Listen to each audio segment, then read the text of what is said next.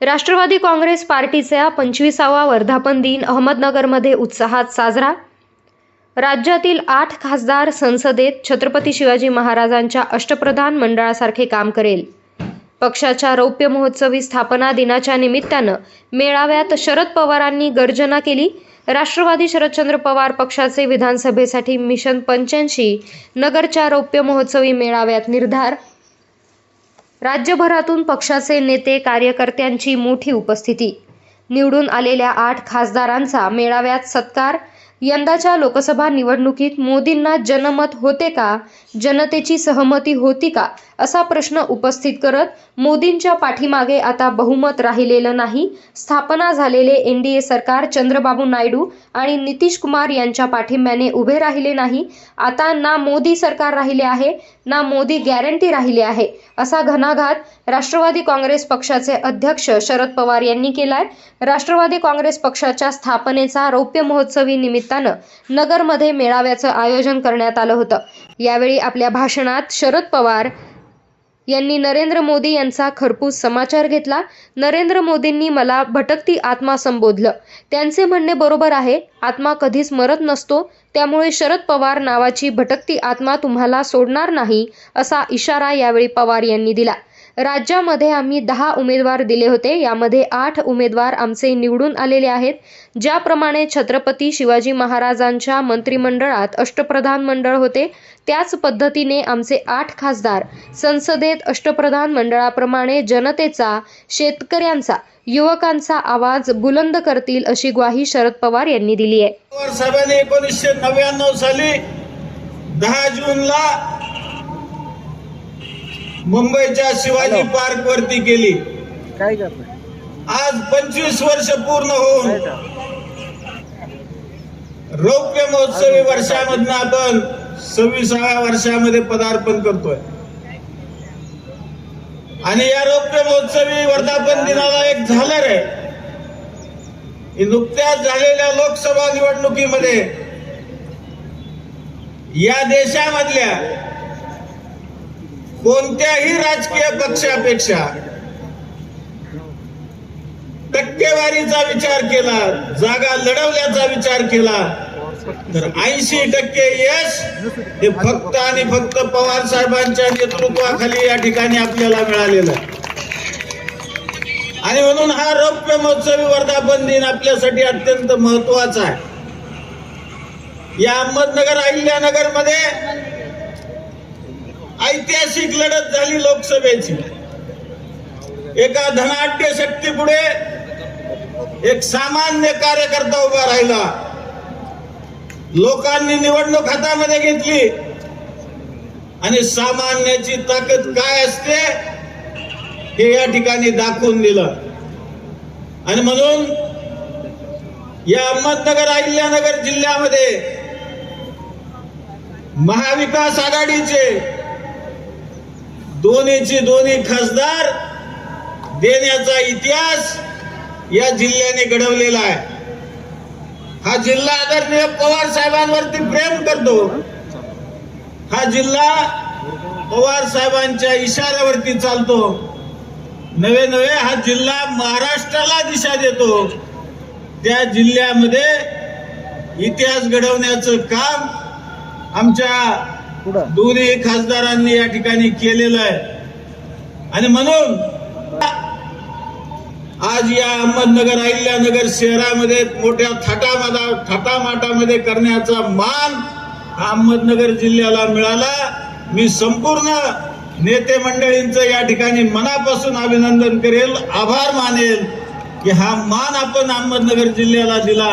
आणि मी निश्चितपणाने या ठिकाणी आपल्या सर्वांचं स्वागत करत असताना खरं तर काल दिवसभर आणि रात्रभर पावसाची हजेरी या ठिकाणी लागली। आजही वातावरण पावसाचं, परंतु या राज्यामधला राष्ट्रवादी काँग्रेसवरती प्रेम करणारा कार्यकर्ता, पवार साहेबांवरती प्रेम करणारा कार्यकर्ता, या जिल्ह्याच्या कानाकोपऱ्यामधून आलेला पवार साहेबांचा कार्यकर्ता हा निश्चितपणाने आनंदोत्सव साजरा करण्यासाठी या ठिकाणी आलेला आहे। मी जिल्ह्याच्या वतीनं या ठिकाणी सर्वांचं मनापासून स्वागत करतो आणि या ठिकाणी माझे 2 शब्द संपवतो.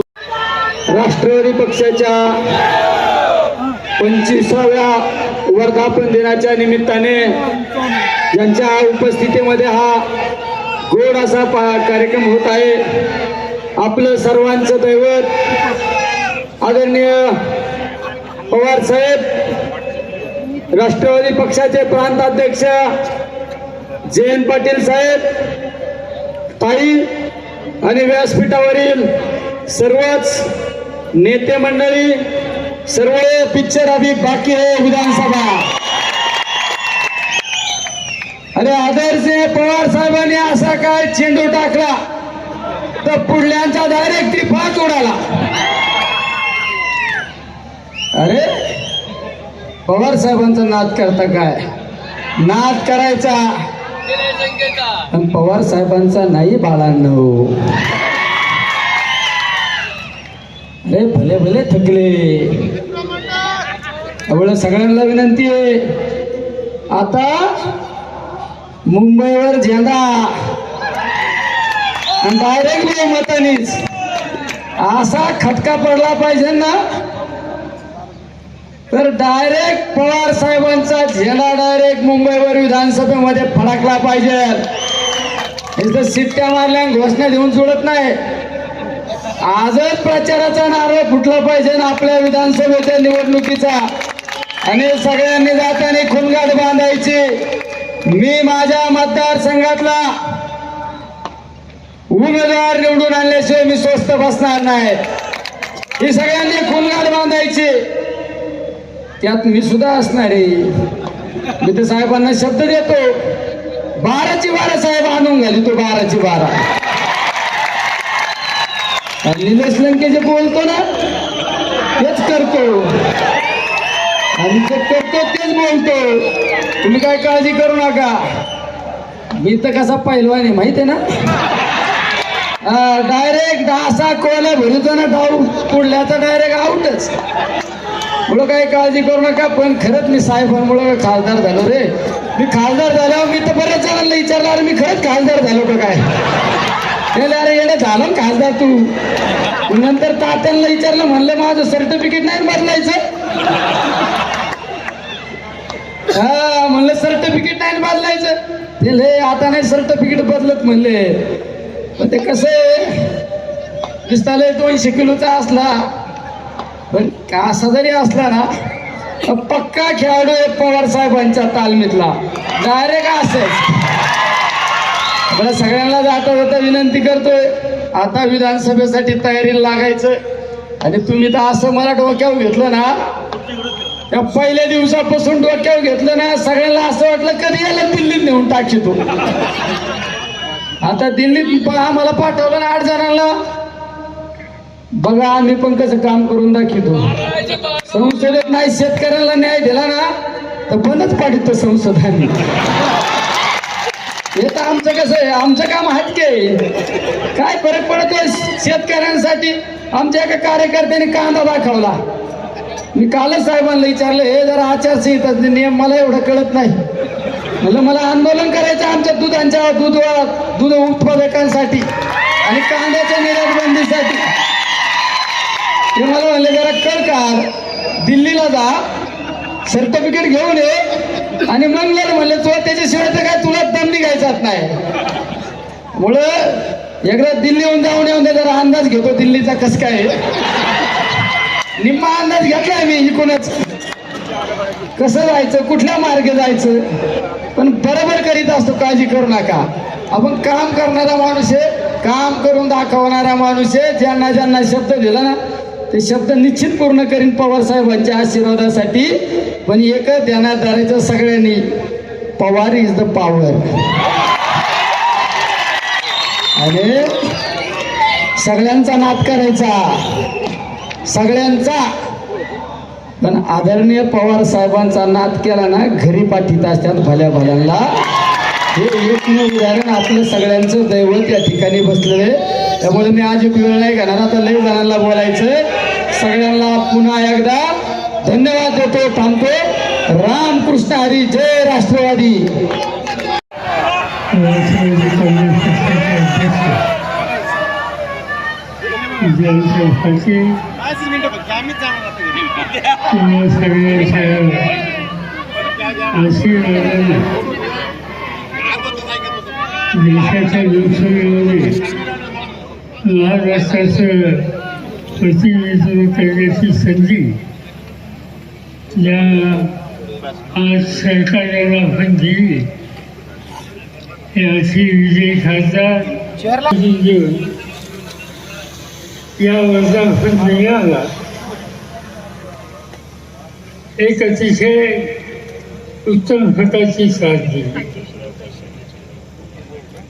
25 वर्षाच्या पूर्वी या पक्षाची आपण स्थापना केली.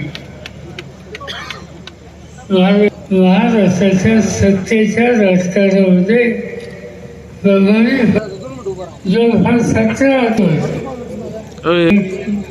या ठिकाणी केली. याचा इतिहास जयंत मी आपल्या भाषणात सांगितलं. अहिल्यादेवी होळकरांचं कर्तृत्व, त्यांची दृष्टी, त्यांचं प्रशासन कौशल्य हा कुणाला अभिमान असणारा विषय आहे. पण अहिल्याबाईंची ही जी बाजू आहे तशी या अहिल्यानगर किंवा जुनं अहमदनगर याची एक दुसरी बाजू आहे. आणि ती दुसरी बाजू देशाच्या स्वातंत्र्य लढ्याची. याच अहमदनगरला अहिल्यानगरला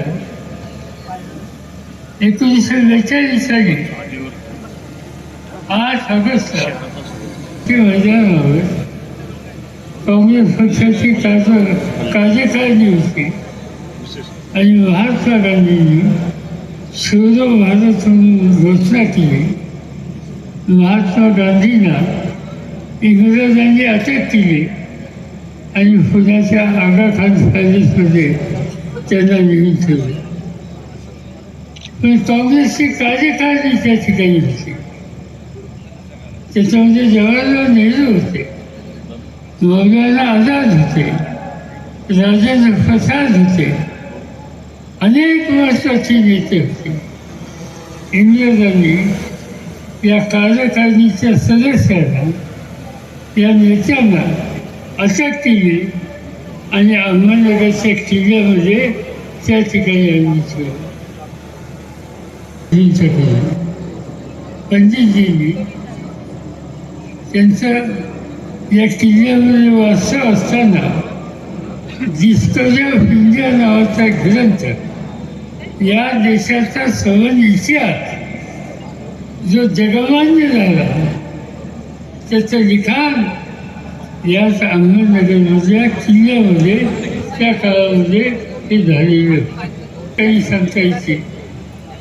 स्वातंत्र्य लढ्यामध्ये इथे अनेक लोक सहभागी झाले आणि त्यांची याचिका ही जर आपण करायची ठेवली